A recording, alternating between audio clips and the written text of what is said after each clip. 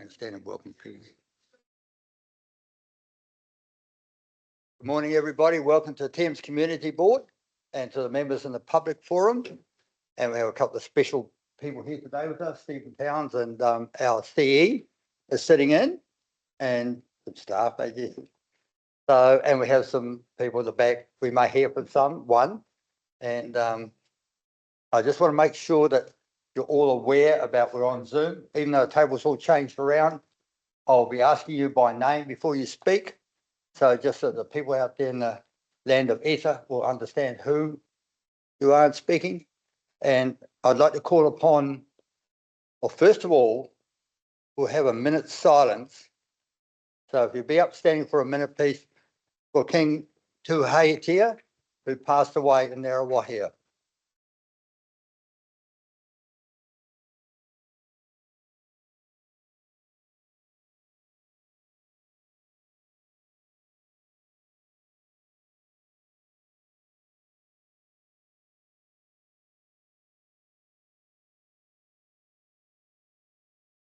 Thank you. Now remain standing for those who wish to stand for the Karakia, and I'm going to call upon Councillor Sinclair for the Karakia today, please. E ngā tohu o te rangi o te whenua. Hei aretaki e umatu e ngā taki e whiriwhiri ai I tēnei wā. I raro anō e te aro a ranganui ki ronga a papatua nuku e tako nei. Whaka moe ai kia tina hui taiki. Call upon all of the celestial and earthly elements that surround us to lead and guide us in the deliberations before us at this time. We do this conscious of the attentive presence of Ranganui above and Papatuanuku below us. To this we hold fast, united and bound together as one. Thank you, Councillor Sinclair.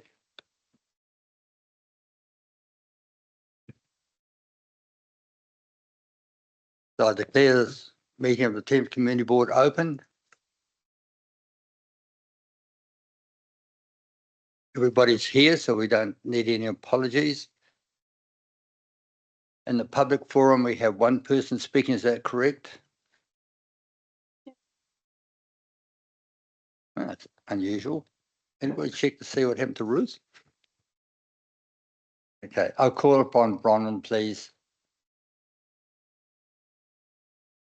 Jenna will turn the microphone on for you.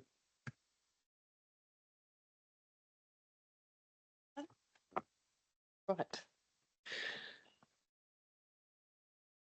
You have 5 minutes to address the board. At the end of your 5-minute period, the board may ask you questions, or board members may ask you questions. Okay, thank you. Well, I hopefully won't take 5 minutes. I'm Bronwyn Arthur. I'm the chair of the Citizens Advice Bureau. So the reason I'm attending today is because you've got our lease, or the lease of the building, on your agenda.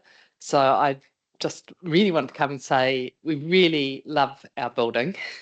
As you'll appreciate, you have all supported it in the past, and it's now bright yellow with our avatars on it. And we are very grateful that you're thinking about giving us a lease for, well, for 9 years is what's proposed, and we're very happy with what's being proposed. And I'm happy to answer any questions that any of you may have.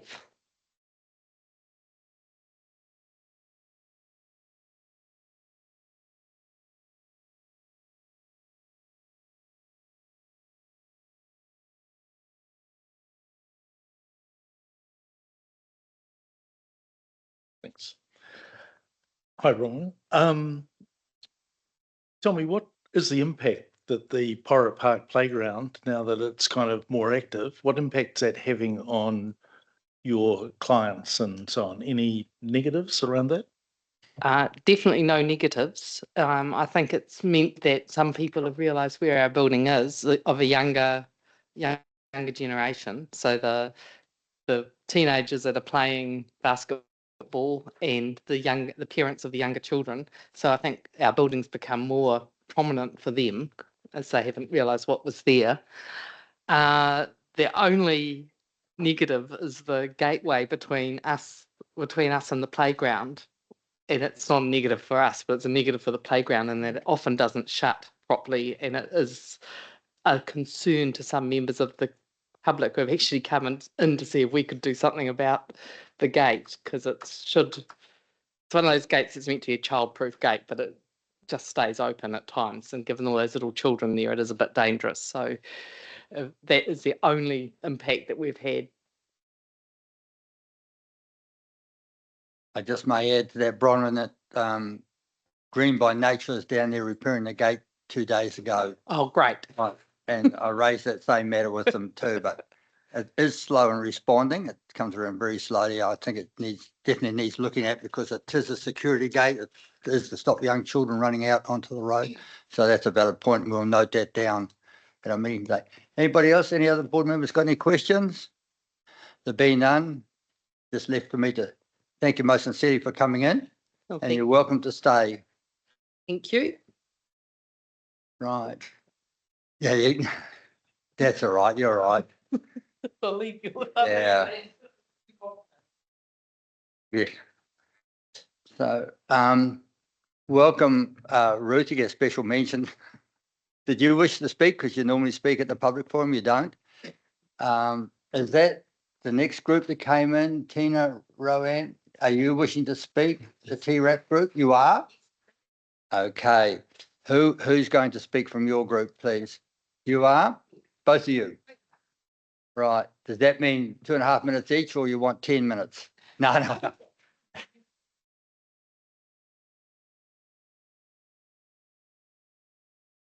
Kia ora and welcome. That's a Māori whānau. We'll go 1.5 minutes. We'll be really, really fast. So we're just speaking on behalf of TRAP, which is the Thames Rangatahi Advisory Panel, mainly just to let the whānau know the upcoming events that are happening for the rest of the year. So we will be fast. First of all, the crew have done an amazing job. They've got an amazing race, which is in a few weeks. The amazing race, there are 2 categories. So we've got kind of our year 8 and under, and then we have our year 9 and over. I suppose the importance of this event is when TRAP had their launch. Every time they have an event, they actually do surveys, so they find out what the rangatahi around Thames want, and this was one of the suggestions that I think it actually come up a few times. So if any of our whānau here would like to get involved, it could be just being at one of the stations. There are going to be different challenges throughout the day. I think Mayor Len Salt has also said that he'd like to get involved. So we have got one of the clues is going to be here at the council. But basically it's teams of 3, no cars, no wheels. It is walking. And I don't want to give away too much, but it is about the history of our town. So a lot of the clues will lead them to different places within our community that they might not actually know much about. And the prize is a $50 Prezi card per person per team. So $50 per person for the winning team for year 8 and under, and then again for our year 9s and over. So we've had a few registrations come through. We're going to have kind of best dressed and things like that. It's going to start at Porritt Park and end with a barbecue there as well. So, and Olivia and Absalom have been doing amazing going around to the schools to promote that. Next week is Te Wiki o Te Reo Māori. So TRAP at the youth centre next Wednesday, if you'd like to come down. We've got a poi making session that we're just doing. So just something very light.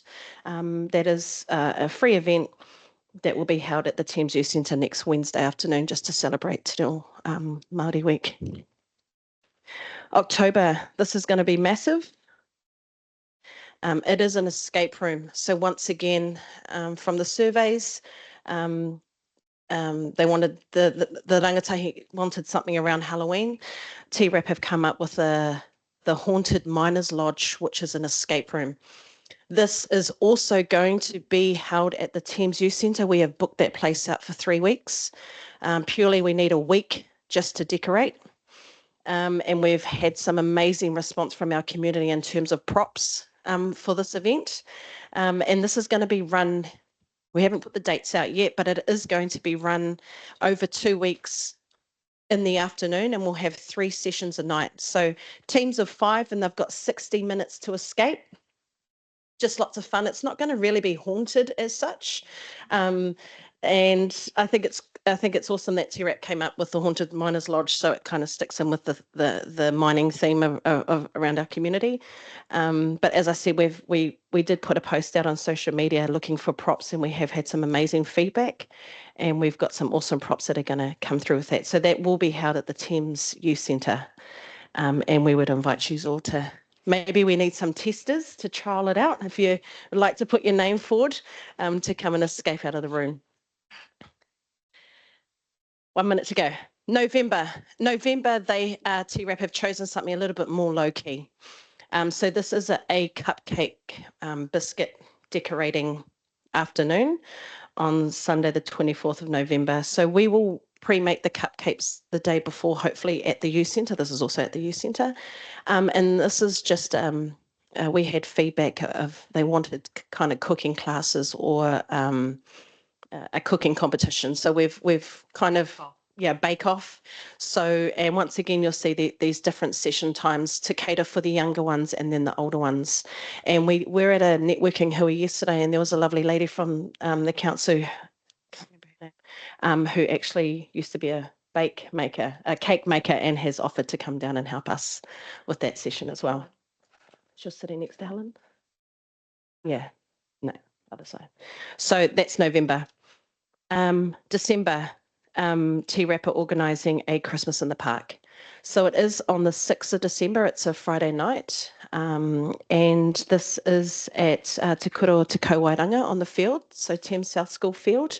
This is an event for our entire community, focused on our rangatahi. So we know that in terms of leading up to Christmas for a lot of our whānau, we have, the stats do show that we have a lot of DV that happens around this time of year. It's very stressful for a lot of our whānau.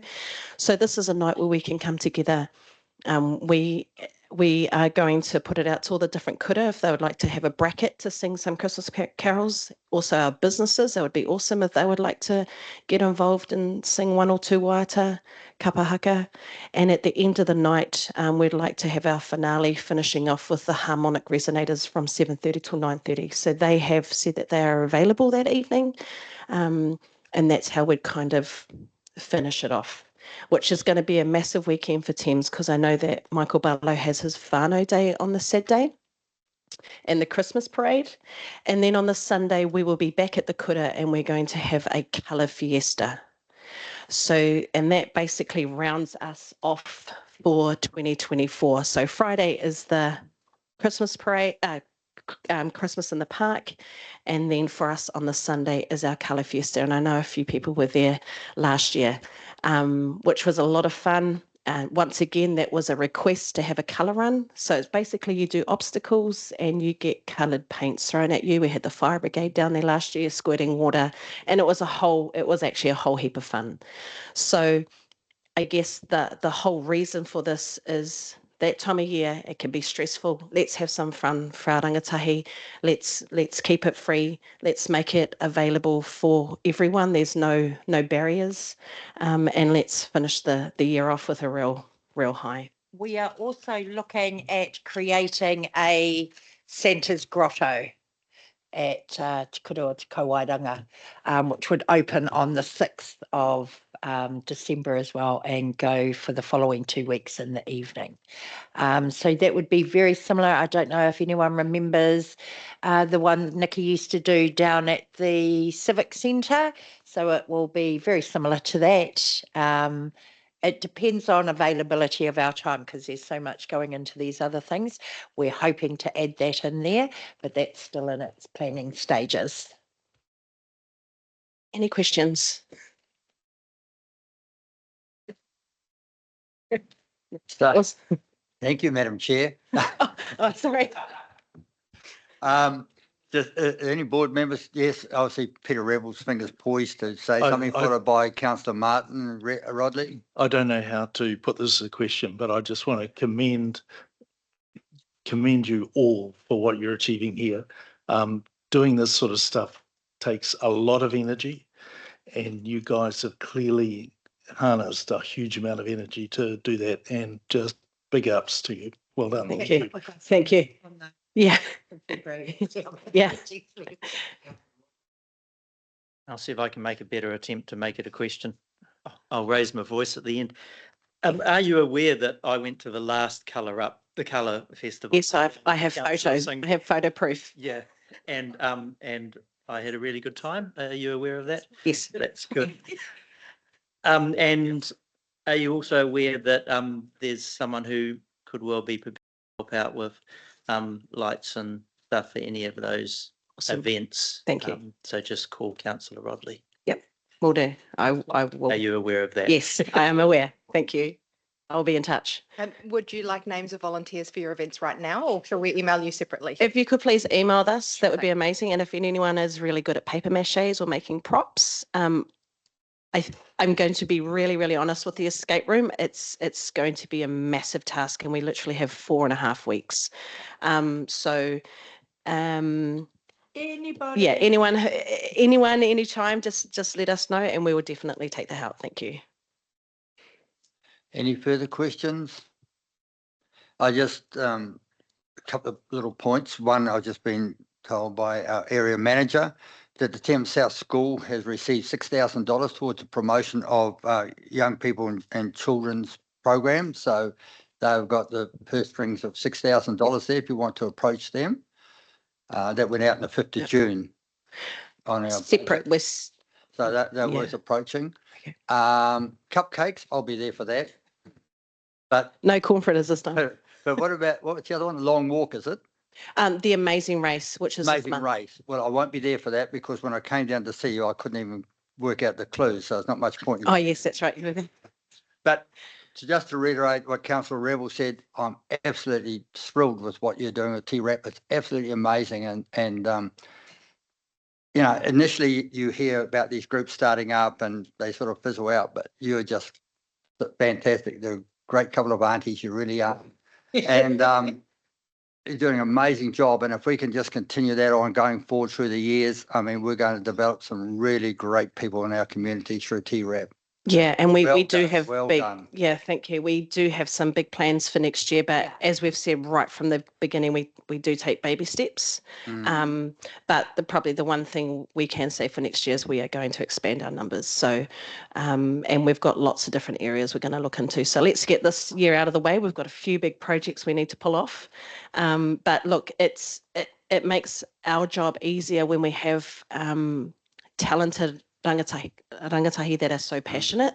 So we kind of all just push each other.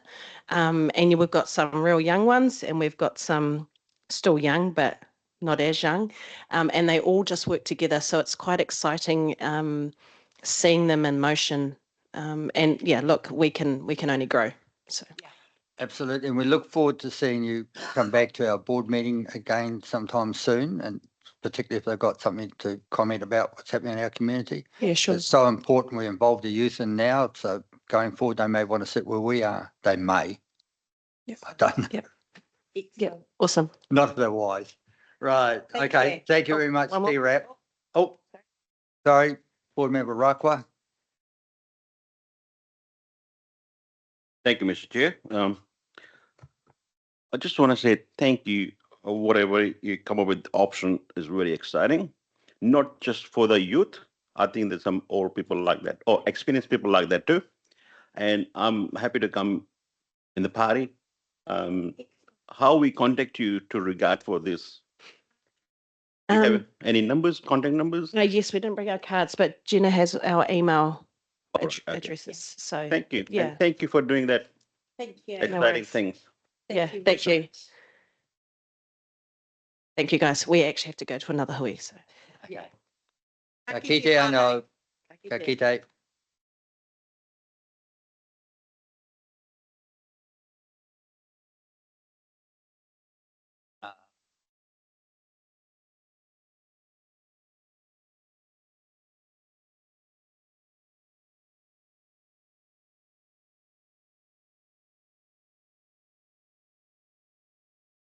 Okay.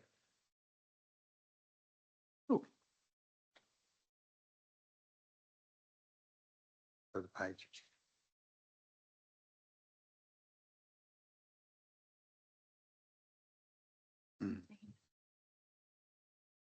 It's very important if you're sitting at this top seat that you have a good governance officer. Okay. Somebody, they're written down here. Thames Community Board. Thames Community Board received the following speakers: Bronwyn, Roanne, and Tina. Okay, moved by Councillor Rodley, seconded by Board Member Johnson. All those in favour, please say aye.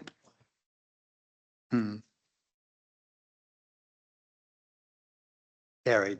Oh, it was carried. It's unanimous vote. Okay, regard any late urgent items at all? Oh, there's none. I should be told. Any conflicts of interest?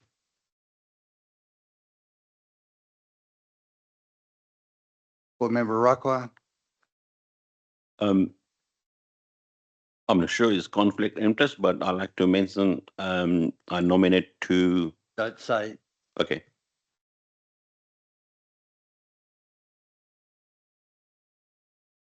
Yeah, the item number. 4.2. 4.2. 4.2. You've got conflict of interest with item 4.2. Yes. Thank you.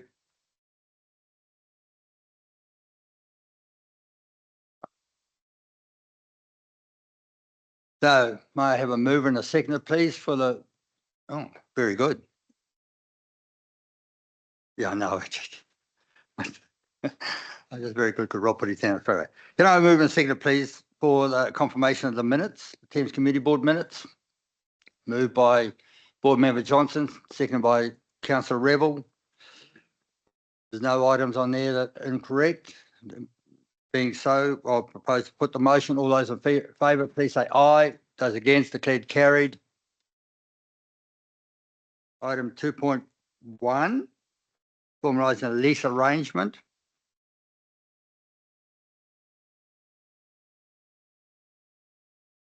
Who's that? Oh, Nicole. Welcome, Nicole. Good morning, everybody.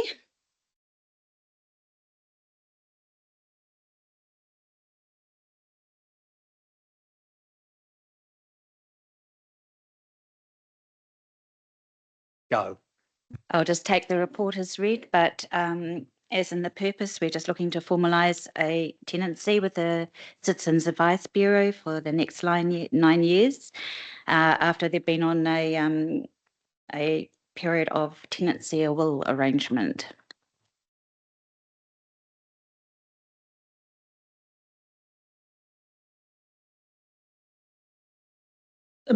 Do we know why the legal folks suggested doing a tenancy of will back in 2019? I looked and I could not find any explanation why they chose that.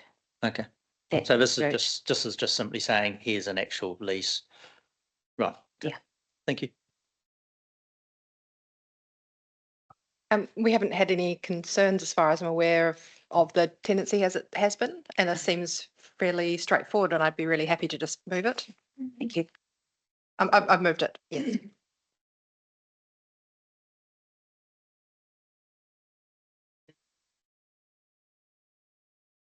Sorry. So just for clarity, so we're talking about a 3-year lease with the rights of 2 further 3-year points. At the end of any of those 3 years, should the council determine that they want to do something different with that building or that area, then there is that opportunity at the end of 3 years to not renew the lease. Is that correct? No, we have an obligation to renew the lease if there's no breaches of that lease. So as long as they've got, haven't breached their lease, we have to give them those 3 years So of renewal. essentially it's a 9-year lease that we are offering. Yes. Okay. Thank you. Any further questions from board members?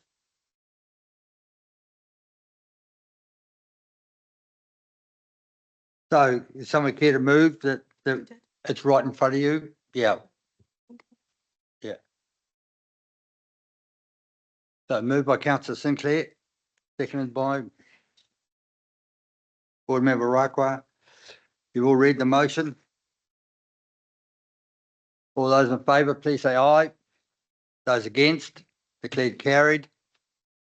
Thank you very much.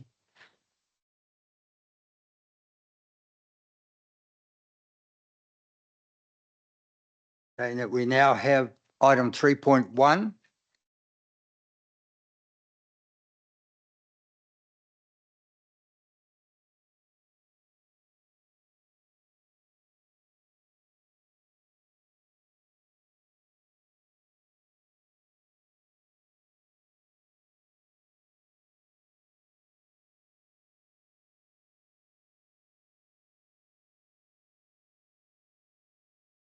Public there and people behind.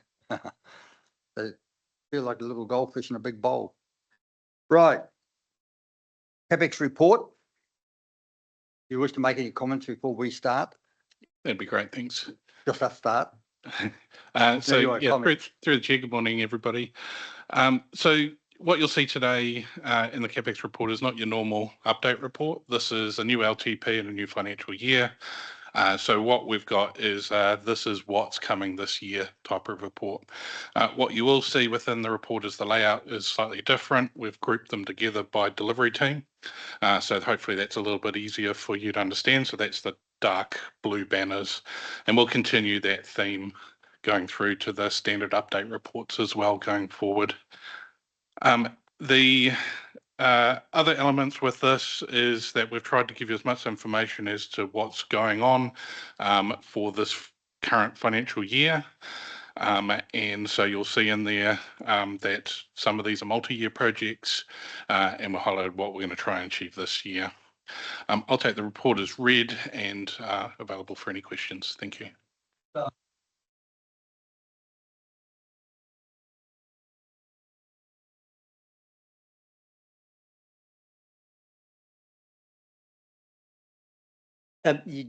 Before we go through line by line, just a question. So was it correct that our previous one had dates on the side? About completion dates or updates and things? Is it intended that that will happen to this, or is it more that things will just be updated within the scope of work? So through the chair, this is just a bespoke report for this time. We'll go back to the same format for regular updates next time. Okay, thank you for that. Okay, anybody else, any questions before we go down? Okay, the first one is absolutely Totara Valley, which this board is very focused on to ensure that's going to happen. Probably not in this training, but we're certainly focused on it. Are you aware that the subdivider has put forward a new plan for Totara Valley subdivision? Yep, through the chair. Our project manager is working quite actively in this space and with the developers to get us ready for the report in December. And so I could say as we're in that feasibility stage at the moment to better understand what's possible at the site, and the report be coming through in December to the committee, council.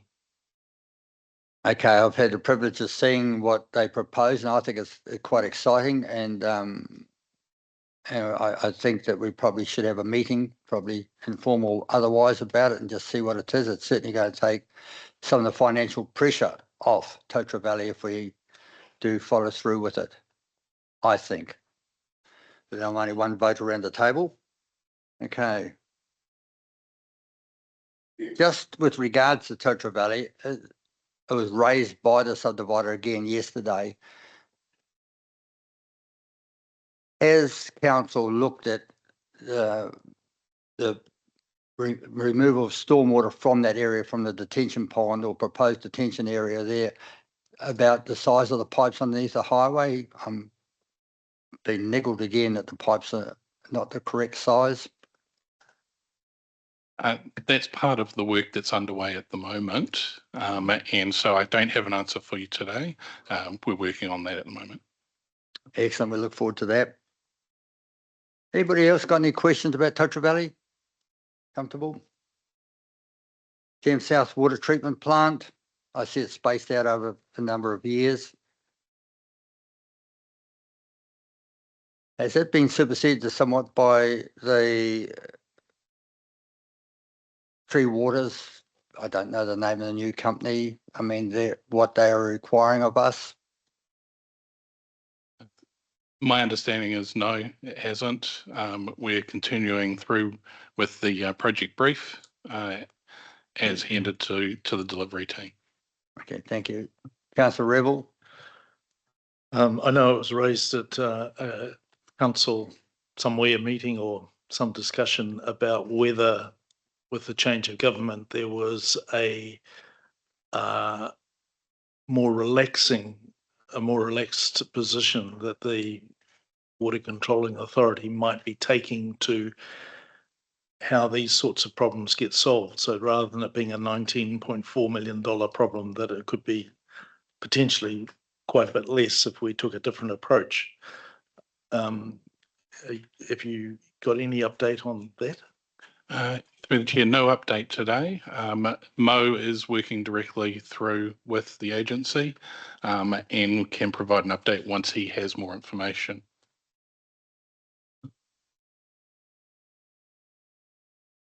Thank you. The clarifier replacement. What is a clarifier? I only know something to do with butter. What's a clarifier, please? I'm no expert as well in the water side of things, but this is a water treatment device, assumably to ensure we're meeting standards for drinking water. Right. So that obviously is for the Totara Pond area. Sewage pond. No, water treatment, not wastewater treatment. Yeah. Drinking water up top of town at Reservoir Road. That one. Yep.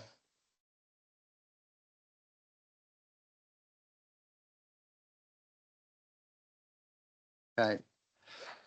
Thornton Bay slip stabilisation. Any comments?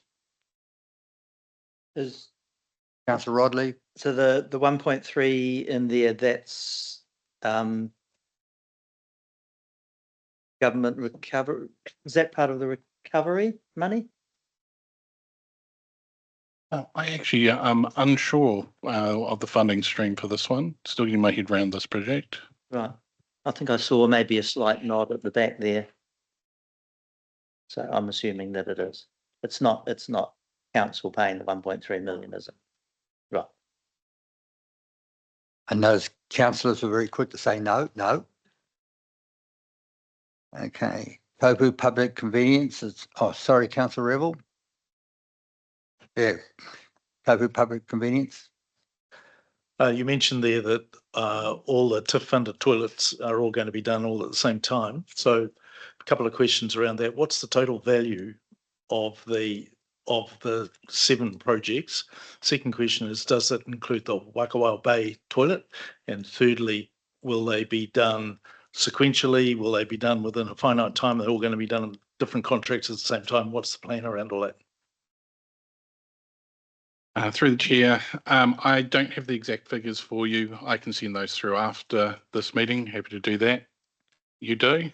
Excellent. So I might pass over them. Through the chair, the total is 2.678 million for all the toilets, plus another 150K for Waikawao.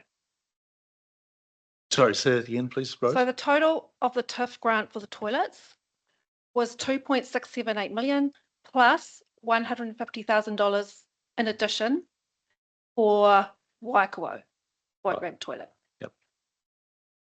And in response to your time around delivery, we're in that phase of now looking at when we're going to do what in what order. The focus is on limiting the impact on our residents and visitors over that summer period.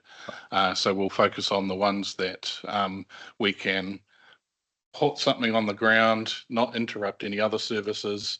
So the new builds are a bit easier than the renovations, for instance.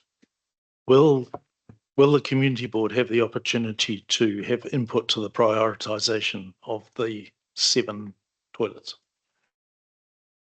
At this point, it's a delivery on, I guess you could say, it's a delivery function for the team to plan that out. I can definitely provide some insight into that in the next meeting and give you some visibility of the proposed order of execution. Thank you. Thank you, Councillor Rebel. Any further questions regarding that? Being none. Pirate Park, Queen Street parking improvements. Is this a recipe for disaster by just putting something in there and having people parking on the side of Queen Street to allow their children to alight and go inside the Pirate Park? Surely on a 50k area. Or are you looking for a lesser speed through there and a narrowing of the road? And has Land Transport Agency agreed to the changes? A lot of questions in there, I'm sorry. A lot of questions of which I probably have limited answers for you today.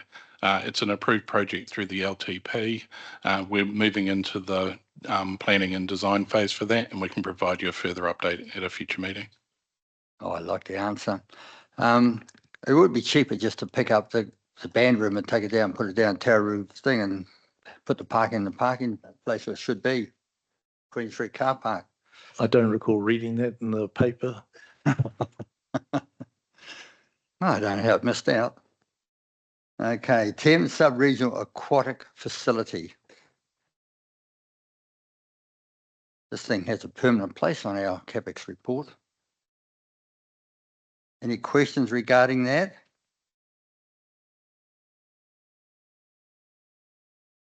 You're going to... Not that one. I've got to go back to the project. Oh, okay. Correct the number. A bit high, was it?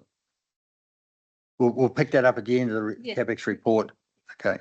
The sub-regional aquatic facility at 255,000 is that not being funded this time from Tuggerah, is it?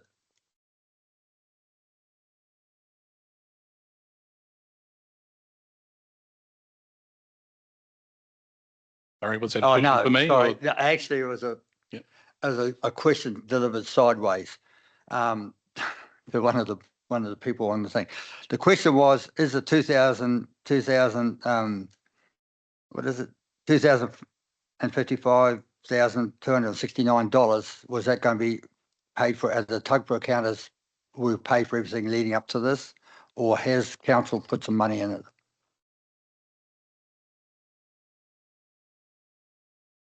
Through the chair, for the Thames Aquatic Facilities Project, the funding for the planning to date has been funded through the Thames Urban General Purpose Reserve. Yep.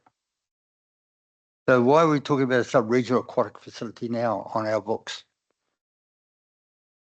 The project has been called the Thames Sub-Regional Aquatic Facility Project for some time now, and we continue to call it that at this stage. May I suggest we just change it back to Thames pool replacement because it's misleading to talk about a sub-regional one when it's not sub-regional. Our partners are pulled out of it. No? Through the chair, I believe the work that's underway at the moment is providing some options assessments for the board. And one of those options is still a sub-regional option as per directed. At some stage, somebody's got to look at the affordability of this before we just keep on ploughing money into looking at the things which our neighbouring councils already told us that they're not interested. So I don't know which, the only other agencies would be WRC or Sports Waikato. And neither of those two have put aside money for these sorts of work. So if they're going to appear on our CapEx report, one must ask the question, who's paying for it and is it realistic? And I don't believe it is. This is not directed at you personally. Just had to be on the report. Councillor Rodley? But I believe that's the reason for the feasibility assessment, is actually to see what options are available, and it's been quite a deep dive that's been undertaken in the last little while to look at some options. And I think at this stage to say that funding is not available from certain organisations is a little bit preemptive when we don't have we haven't received that additional information or anything just yet. So I think it's going to be a watch this space and all options on the table. And with regard to it being sub-regional, we know from the earlier surveys and information that we've received that it is used by people from other regions. So I'm perfectly happy for it to stay as sub-regional. Paul, it doesn't necessarily mean that it has to get funding from outside, but as Rose has said, it's been called that for some time now. So. Okay, I hear what you're saying. Sometimes you need to look at things and say, is it feasible? And I don't believe this is feasible. We've already been told by the only other person who's going to be involved with us, Karakia District Council, they weren't interested in funding it. And the affordability comes into it. I mean, even a sub-regional, and then on the assumption that sub-regional is going to go at Kopu, it's one hell of an expensive pool between $77 million and $85 million.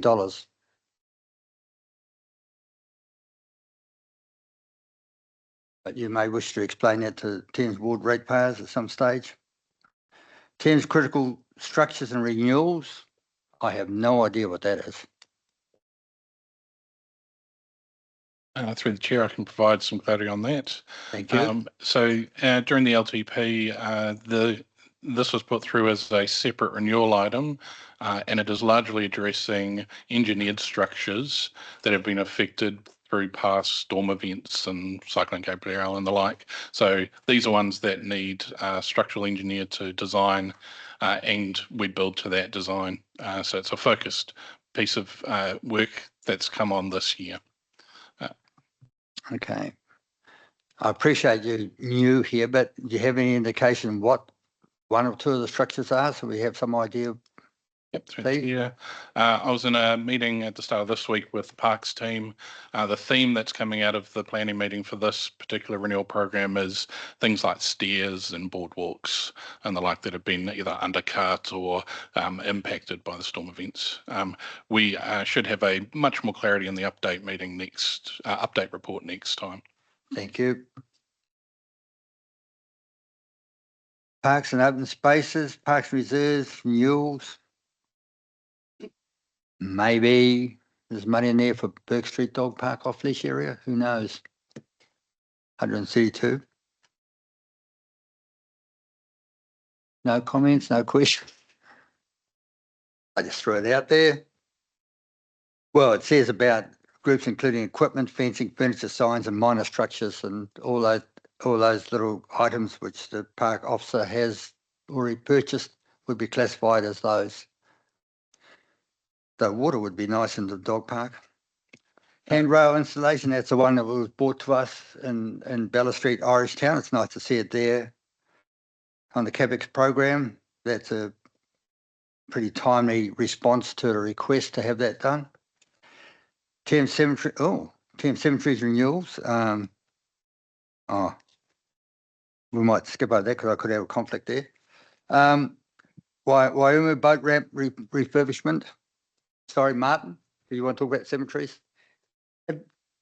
Yes, I was just wanting to check. Am I correct, and this might be directed maybe towards folk in the back there, that there is some funding, central government funding available to stabilise the cemetery up the coast?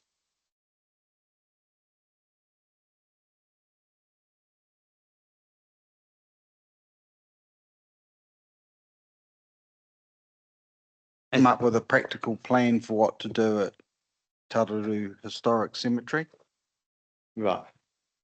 Okay, thank you. I presume that's the Tauroo Cemetery? Yeah. Oh, I've got family buried up there. I need to be able to have access to go and see the grave. Right. Waimu boat ramp refurbishment.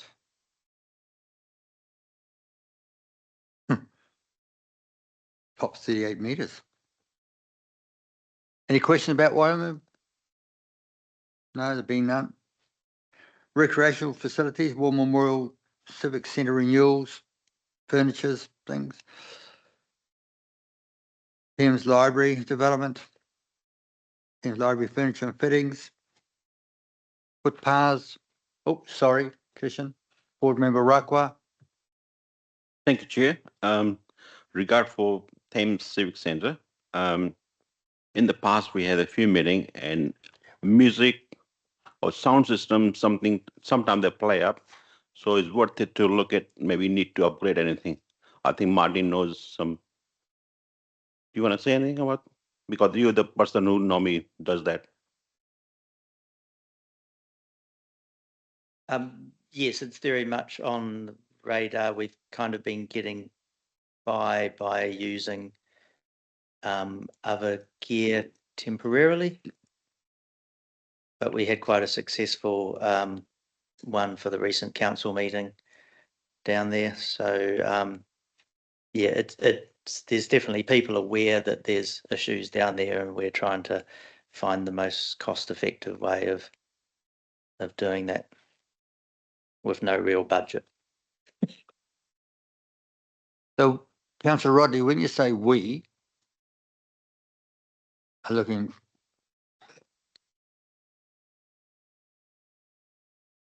when you say we are looking at a way of trying to find effective replacement equipment, things like that, who's we?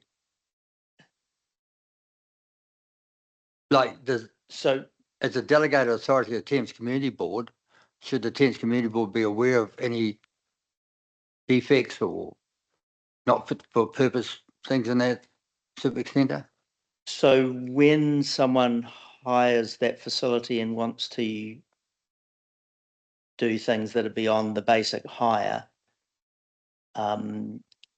I'm sometimes asked to assist, and an additional charge gets put on the hire, and we're able to provide that service for the hirer. Right. It's me with my different hat on. Okay. So is the $7,000 going to cut it or do the replacements Well, I think that's furniture fitting. and items? Yeah, I have no idea what's Like- on the list for that. Okay. That's operational. Quite interesting when these things turn up a Capex report and we have delegated authority for them. We're not too sure what they're for. Thames footpaths rehabilitation. Was some interest before about footpaths and Thames? No. Thames street light renewals.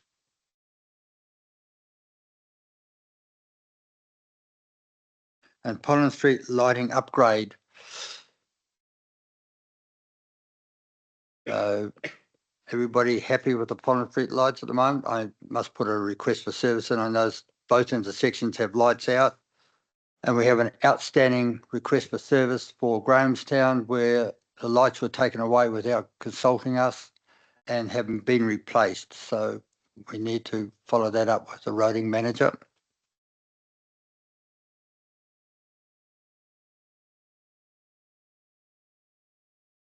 Oh, thank you. Report coming. Now, before we accept the Capex report, the area manager would just like to make a small correction on the amount of money for TIP, just in case that those boys are going to walk out of the room thinking he's got more money than he really does have. So the total that I stated was for the 3 TIF projects. And of that, 2,206,132 was originally granted for the toilets project. And then in addition to that, there's that $150,000 for Waikawa. So the total for toilets, including the 150,000, is $6,282.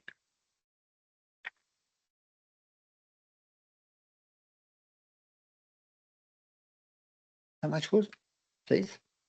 Oh. 2,206,282. 282. Wow, we should get a nice toilet out of that. Just to clarify, Rose, that's all, the TIF funding was applied for in a block across the whole district. And so that's not 2 million across the two projects that we've got here in Thames. That's No. your figure across all of the projects Correct. across the whole Correct. district. Correct. It was a package Yes. of toilets. So initially, what did we get for Kopu? We got 300,000 for Kopu, 300,000 for Waikawao, and an additional 150,000 for Waikawao being informed. Total 450,000 for Waikawao toilets, correct? Waikawa's 450,000. Beg your pardon? Waikawa's 450,000 in Yeah. total. That's right. And then the boat. Kopu, I would need to look that up. Take me a minute. That's all right. No, don't worry. Right. 225. Councillor Rodley. But, correct me if I'm wrong, right, through the chair, the Waikawa one is also having a contribution made from non-council, isn't it? That's a nice way of putting it. They are Yeah. 200,000. Yeah. Does that include the dump station for here? It doesn't include a contribution to the cost of the Thames dump station. The TIF grant for the dump station was the Whangamata dump station. Oh. Oh, Mata.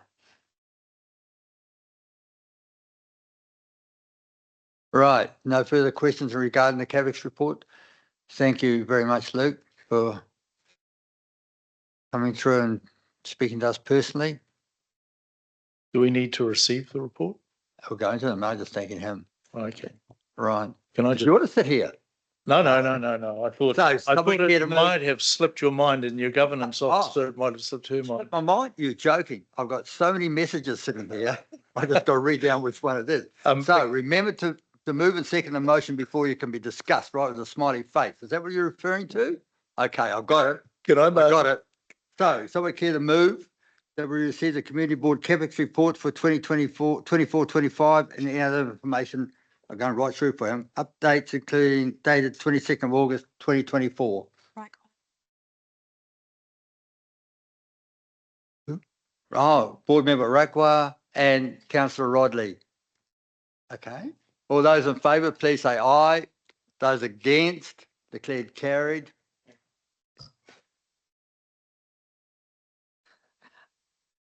I was trying to attract your attention before the vote went because there is a page 24 of the Capex item that is about other projects, other information updates that Rose normally updates us on. And so before we vote to receive this, I was going to ask through the chair whether Rose had any updates on the items that are in the table on page 24.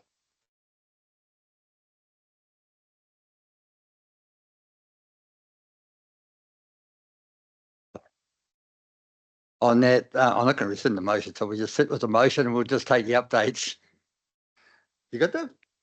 Because I never got a note from Rose saying she had any updates.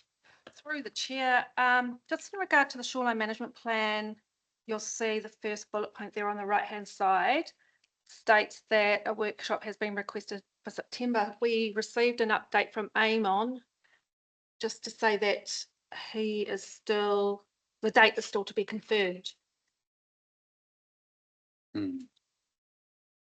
We can't, what I'm saying is he can't confirm it will be September, it may not be.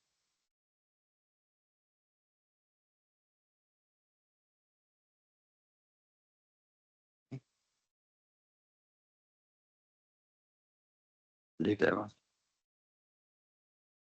Are you going to suggest? Anything else? That's it? That's it. Councillor Sinclair. Thank you, Rose. Okay.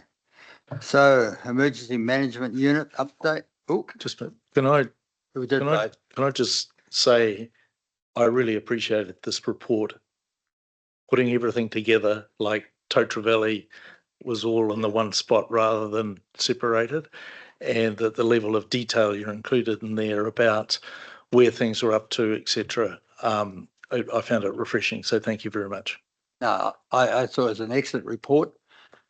Is that why you're hoping we're going to put the motion in? You could have said that before we dismissed Luke. Sorry. Councillor Rodley?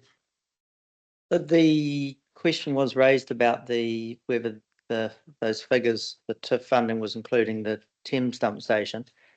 But is that on another list somewhere? Because it just seems to have slipped off. Is it on For the, the Thames dump station, through the chair, the Thames dump station project is in the long-term plan. right? But it hasn't made, but the fact that it's not on our CapEx plan there would indicate that it's another year away. I can't remember what year it is. Okay, what we'll do, probably just close that discussion. We could actually move and second the motion. Yeah, And we're saying to I can live with that. go back over and recount some of the items. And my apologies for page 24.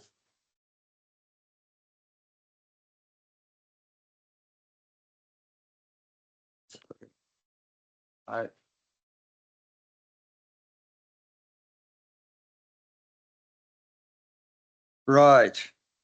So 3.2, item 3.2 now, we welcome to Stephen Towns and Gary Taylor. Welcome to the Thames Community Board meeting. And all those people out there in the ether can hear you. Ooh, and I've got my notes. So who's leading the discussion? Thank you, Mr. Chair. Good morning, everybody. We're here to speak to the Emergency Management Unit update. But before that, Stephen has got an update together with Handed. I've just been on the transport network. Thanks, Gary. So through the chair, so just to hand it out for you. Firstly, apologies from NZTA, who we did hopefully have an opportunity for them to attend each of the community board meetings this month.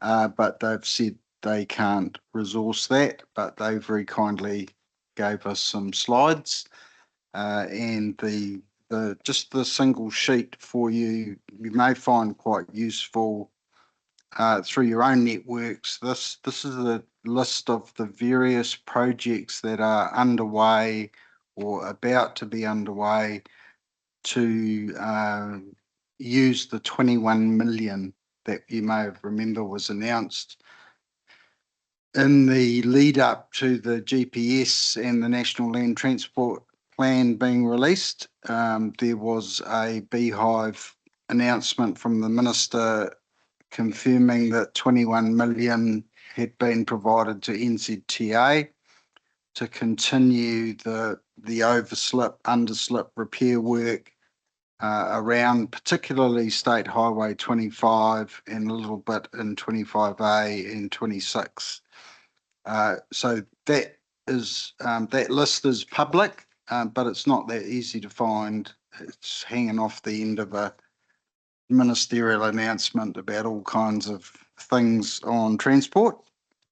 And it says there, and it's got some indicative completion dates, and NZTA are going to try hard to get the balance between interrupting road users and transport system users and getting the work done. And we're imagining there will be what usually occurs around the first 2 to 3 weeks of the holiday season from just before Christmas until mid-January, where they won't be doing any work on the network unless they absolutely have to for safety reasons. So the little slide pack for you was just to take away, but I did want to draw your attention to a couple of things in there. The first is on slide 2, the emergency works.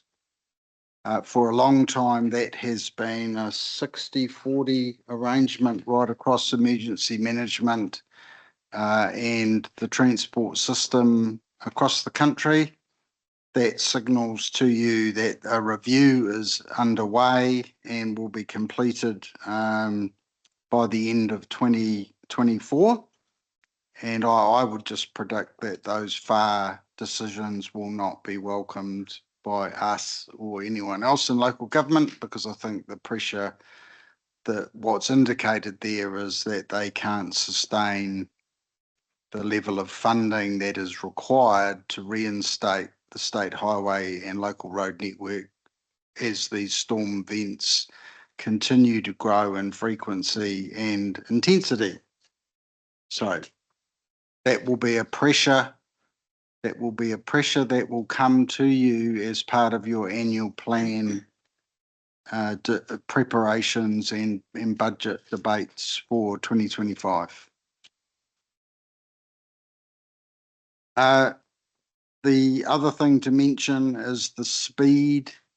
So there's a bunch of temporary speed limits all over the district at the moment through the state highway network and local road network. There is a change in government philosophy about speed. If you've heard the releases, this government wants people to get to their destination faster and safely. And I think most people would regard that as a slightly incompatible set of goals. And there's been very positive feedback about some of the speed restrictions that have been in place around the peninsula since the storms. They begin expiring in the next 4 to 6 weeks, and some of them will return to what they were before the temporary speed limit was applied, because they all have an end date. You can't permanently apply a temporary speed limit on the state highway. It can be temporary, but it's got to come off and revert to its base. So that will cause some reaction, I think, over the coming sort of 3 months. There's some important bridge replacements coming up, and I think that's about it for the transport system, unless there's any questions, Chair. Councillor Rodley, followed by Councillor Sinclair. Yes, very much aware that we've just got this now, and the temporary speed limits will come as no surprise to us. I'm just a little bit fascinated by the third paragraph on the speed slide. NZTA is aware of the community concerns and support. Once changes to the setting of speed limit rule are completed, we will consider these in the context of a new rule in any future speed review on SH25. I mean, we've been told about the section just north of Thames, between Thames and Tararoo, and there's been a report done by people who lived there a number of years ago. We've been told over the last 3 or 4 years of Waka Kotahi, oh, yep, no, we're doing new things, you'll have a chance to have some input. Then we had these temporary ones put in, these are going to disappear, and I'm absolutely gutted that our community and community boards and councils have been completely left out of the loop of this. We've just got people used to doing 50 Ks north of Thames, and it completely makes sense to be 50 all the way from there to the start of the coast road. And this here is so vague about what might happen, and I just think we really need to, as a board, I would really like us to make some sort of statement supporting that current 50 K speed limit there, and in other parts of the peninsula as well. But that's particularly just related to Thames Community Board. And I think we need to make sure that our community knows that we would like to support that, but that our hands are completely tied by our new government's attitude towards getting to places fast rather than safely. I don't know what the process might be for that. I don't know whether we're allowed to take a position. I just feel completely powerless, as I'm sure people in our community do. And people up there are going to be absolutely gutted that this 50 K is going. So in regards to your comment, you don't know what we could be allowed to do. One of the things in the Local Government Act 2002 is we advocate on behalf of our community. So there's nothing stopping us to advocate on behalf of our community about retaining the 50k speed limit. That I think would require a staff member probably to, or somebody would have to come up with that motion, and we'd have to have it on our next board meeting agenda. So I'm not, when's this likely to take place? This reverting back to the original speed limit, please, Mr. Towns.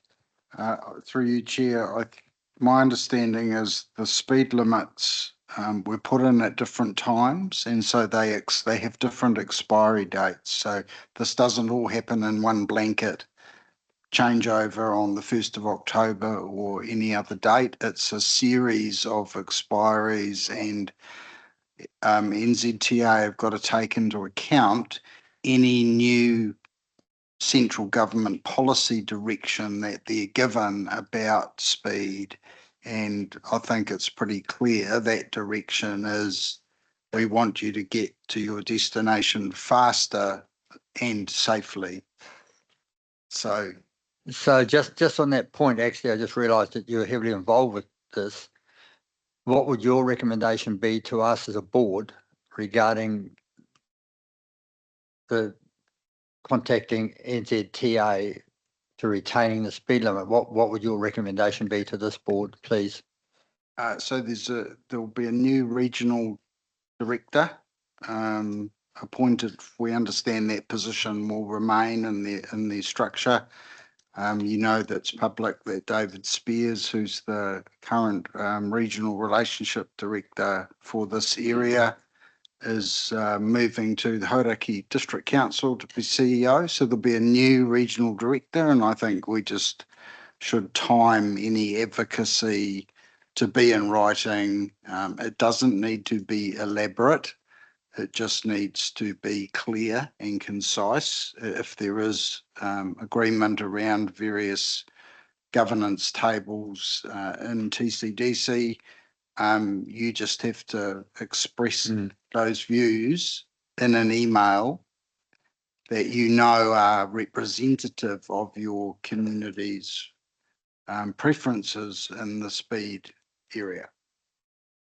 And the advocacy is no more complicated than the sort of thing we did with you over the resilience investment case that we put to the Regional Land Transport Committee. Supplementary, Councillor Rodley. Yeah, just one there. And I know that as council, we have often been asked to approve submissions kind of after they've been made. So I would like to request that staff somehow look at what's a very quick and simple advocacy that we can make, assuming we've got support of the rest of the board. Everyone else might want to go up to 70 or 100, but I'm just representing the views of my community on that stretch of road.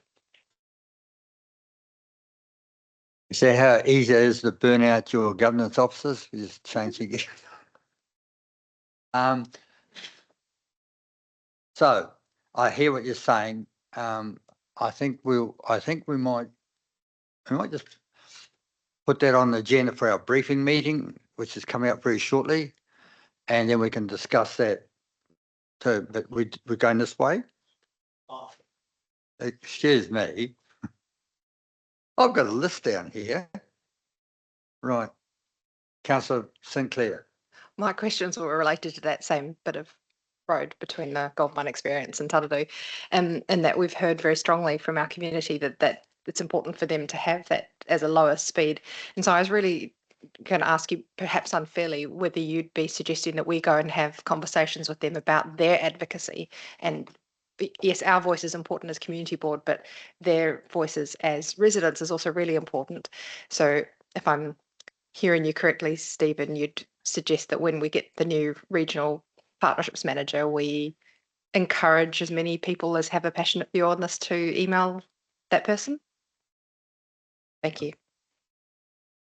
Thank you, Councillor Sinclair. Board Member Johnson. Thank you. And just through the chair, just really quickly, before we go through a process, we were trying to get a sort of a permanent speed limit change. But in the short term, these temporary limits, is there no scope for extension on any of them or all of them? Is there a process? There is a firm expiry date Yes. attached to it being temporary, and Yeah. I don't know that there is any flexibility. Any flexibility? So, okay, so that's an expiry. What are the criteria for putting one in? I mean, can we ask again for the same places for another temporary? So through you, Chair, there's a bit of a timing issue here. So those expiry dates coming up, Mhm. but the new policy, the national policy on speed limit setting has not been finished. Mhm. And so if we go NZTA now, they will say you need to thank you very much, but you'll need to wait for the national policy on speed setting. The speed setting rule needs to be updated as indicated by the Minister of Transport. NZTA will be wanting, they'll be needing to see that before they can respond to individual requests for new speed limits to be set on the state highway network. That'd be a good argument for sticking with the status quo then, wouldn't it? Anyway, thank you. Thanks. No, it's not, actually. Particularly radio announcers. Never know when to stop. Board Member Rakwa. Thank you. Through the chair, while we're talking speeds limit, quite often people approach us to ask to have a reduced speed around the schools. And they've been mentioned many times. Just want to check any possibility to reduce speed close to school or surrounding school, especially the Mackey Street. Thanks. Yeah, this discussion is on state highways. Okay. So, whilst we all endorse reduced speed limits around, including one down on Pollen Street, at the moment, we're just talking about a state highways, which is not even in our jurisdiction. So anybody else got any comments? I think one of the things we could do is invite NZTA to our meeting, or a meeting of ours, because they were supposed to be here today. Did I hear somebody, one of you say that? It'd be nice to have a one-on-one with them and talk to them. Is the 80K on State Highway 25A, that's now permanent, isn't it? That's not a temporary. I'm pretty sure that's a temporary because of the construction, that 25A was classified as a work site because it wasn't just the bridge. Oh, There was both either side of the bridge and it was closed, and when it reopened, it was at 80. I think, Chair, the best suggestion would be to invite the new NZTA regional relationships. I think so. I think Come and talk. one-on-one, rangatira to rangatira, that would be the best. Oh, I look forward to going back to 100K on State Highway 25A. It's quite a cruisy road. One of the other things that they could do is they should do away with 100K signs on our state highways on the Coromandel Peninsula and put that sign, the white sign with the black slash through it. It's because a lot of people seem to think because it shows 100K that they've got to drive at 100K. And if you just had that sign, and then they could just realise they don't have to drive at 100K, they could drive at 80 or something like that, but do let us pass to those who want to go at 100K. Any further questions in regards to that? You're on. Gary, do you have something to say as well? If we finish with the transport report from Stephen, we'll just quickly go through the other parts of the report we're presenting as just a summary. And including in that, is to give you an update, is that the cost of the two cyclones, Hale and Gabrielle, has exceeded $170 million, which is quite significant.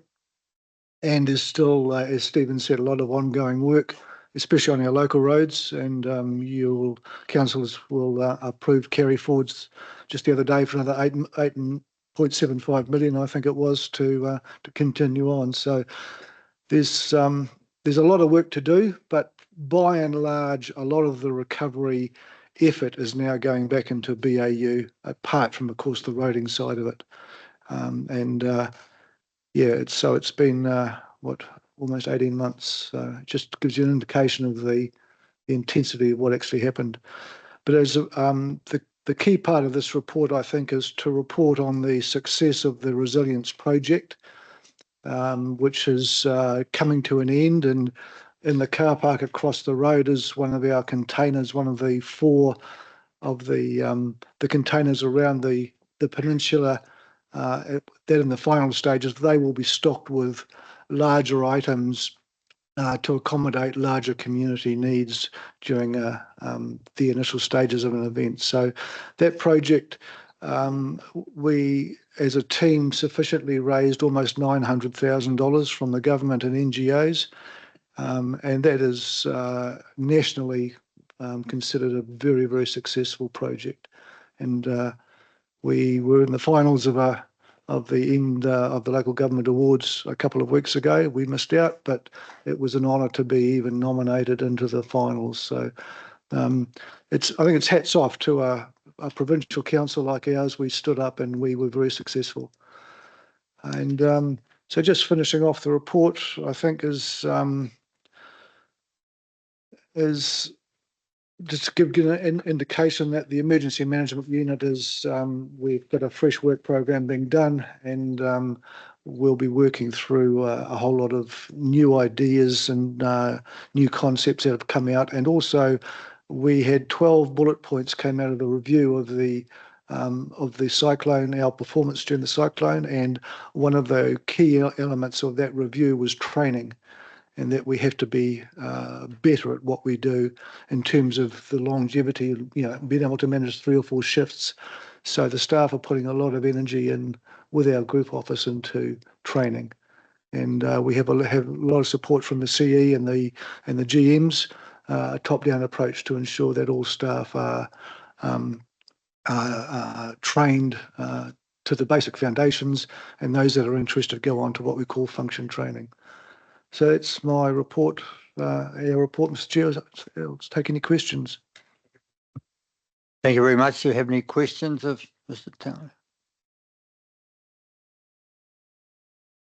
Martin, Councillor Rodney. So a question about the placarded properties. Do you notice any sort of trend amongst people that have got red placarded properties of just deciding it's all too hard and just selling up? I know we've got at least 2, if not 3, red placarded ones that have either gone up for sale or have already sold. Is that just indicative of how hard it is for people to sort of negotiate the system and just think, oh, well, we'll just cut my losses and leave? I think there is an element of becoming overwhelmed by what's in front of people.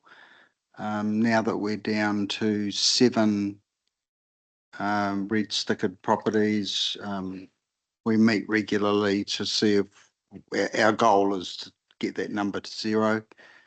That will probably take most of the rest of this calendar year. I don't want to say too much about the individual circumstances, but we are aware of the individual circumstances of those red stickered property owners that have not yet concluded their insurance, the Earthquake Commission, other issues that they might be grappling with to get themselves on a road to either selling the property or reinstating it and repairing it. Okay. Councillor Rebel. Yeah, thanks, guys. Gary, you mentioned that sort of coming to the end of the resilience project and what have you. How how transferable are the learnings and the skills to just the wider issues of emergencies, e.g., so this has all been about, roads and slips and a whole, disconnected communities. How transferable is all that? For instance, forest fire, pandemic, whatever other sort of disasters might come along.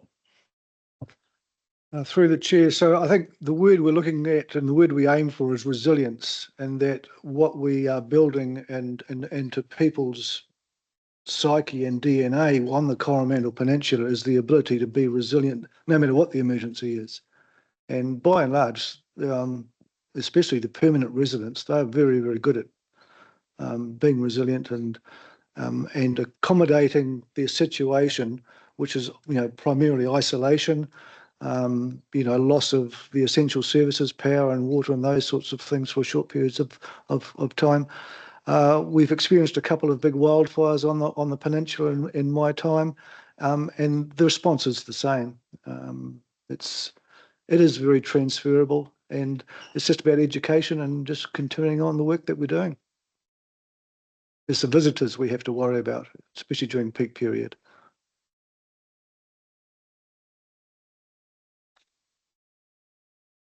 I seem to recall, Mr. Taylor, you came here earlier in our term following what happened down in Wairoa, Gisborne area and the subsequent outcry from the people down there about the lack of help and assistance from civil defence and other bodies.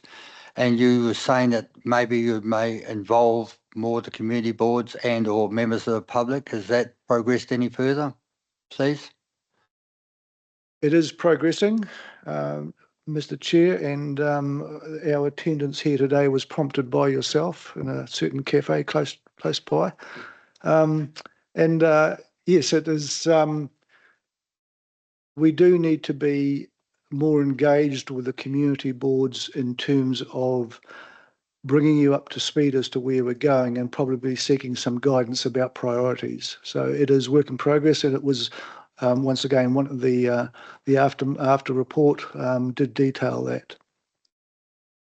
Absolutely. I can't recall whether you pay for the coffee or not now.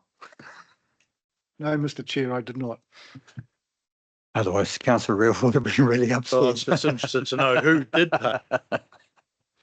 But no, I gather this may be the last time you're reporting to our board. Maybe, yeah. You never know. We could have I'll try and create one more decent event before I go, and then I'll come back. Councillor Sinclair. No, I also just wanted to respond to your comment, Councillor Revel, in that the recovery plan has recently come back through the Sustainability and Community Resilience Committee, and I will be better as the chair at making sure that all elected members, not just the committee members, know what's on the agenda for each meeting.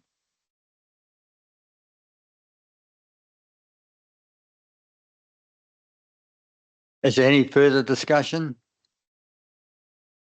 Questions? There being none, I wish to thank the presenters for your time and your patience in waiting for us to get to this point. Though we are ahead of schedule. Right. So you're somewhere, I have a mover and a seconder, please, for 3.2, receives Emergency Management Unit Update Report dated 16th of August 2024. Oh, moved by, no. Moved by Board Member Mackenzie. Well done. Do we have a seconder, please? Moved by Board Member Johnson. There being no further discussion. All those in favour, please say aye. Those against, declared carried.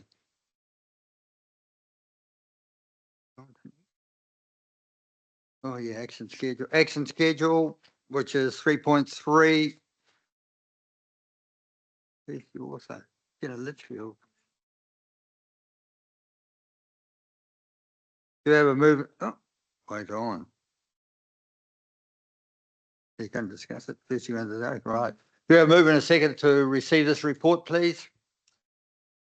Receives action schedule report dated 22nd of August 2024. Moved again by Board Member Mackenzie, seconded by Councillor Rebel, all those in favour, please say aye. Those, well, no, not Rebel, will do the report. Okay? Yes. Okay. Action schedule. You want to do it? Oh, yeah. Oh, right. So you can't discuss until we move it, right? That's the message I've got. Okay. All those in favour, please say aye. Those against, declared carried.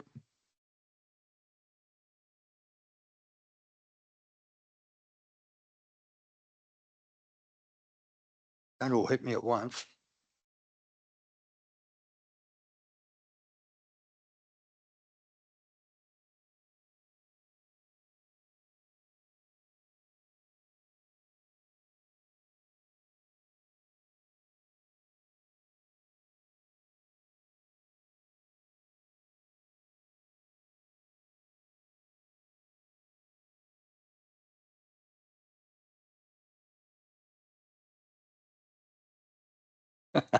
I just-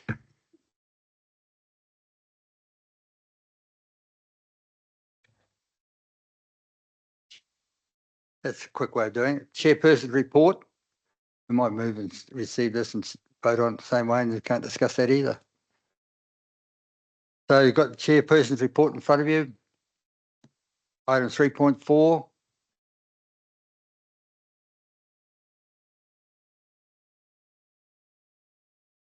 Just regards to community engagement, if anybody feels without time, date and place, but just the generalisation of what you've done would be of benefit to go in there, because other board chairs do read it, as does the press, CFM radio, and a few others do read it.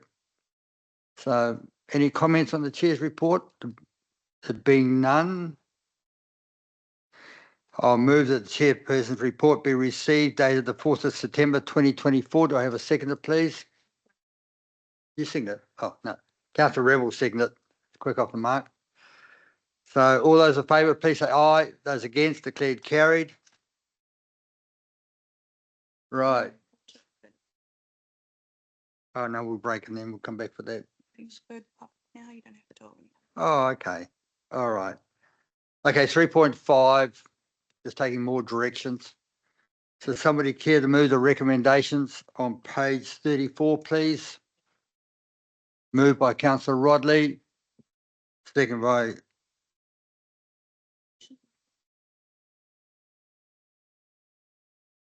yeah, I'm not too sure that he's conflicted. He's conflicted on this. Not for this item. Okay, moving this. Oh, okay. Yeah, no, he's right. Sorry, missed one. Next one. Yeah. Okay. Sorry, Board Member Rakua. All those in favour, please say aye. Those against, declared carried.